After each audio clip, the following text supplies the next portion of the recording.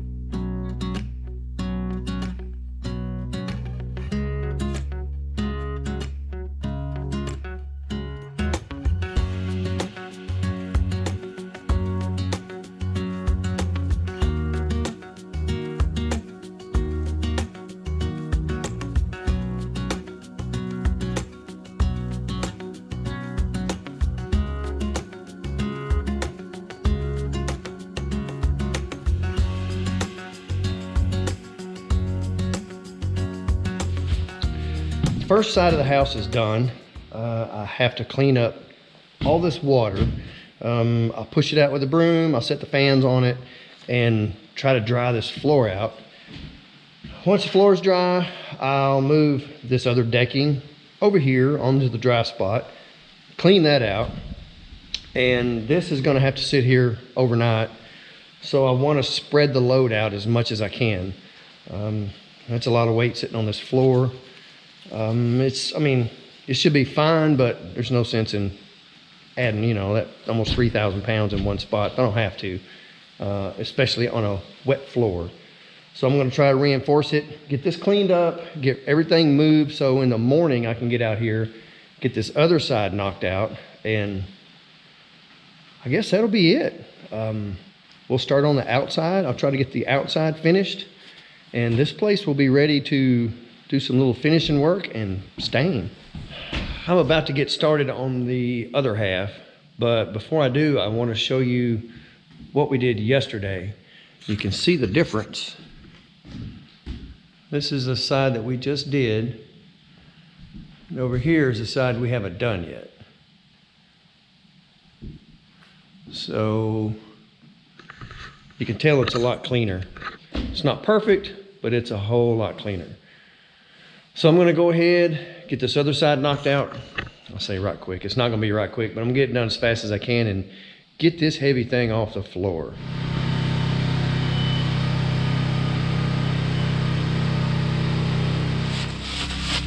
I may or may not have turned this water on all the way.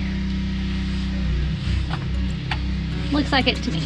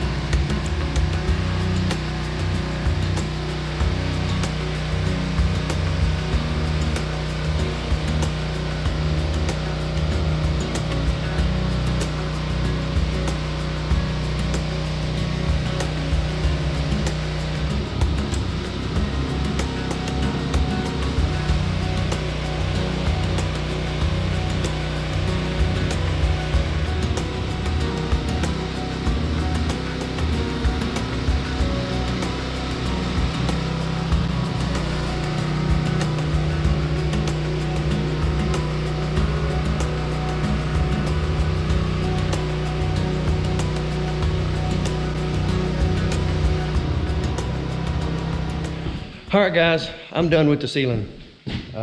You can see everything in here is still soaking wet, but it's drying out, and it will look like this side when it's done.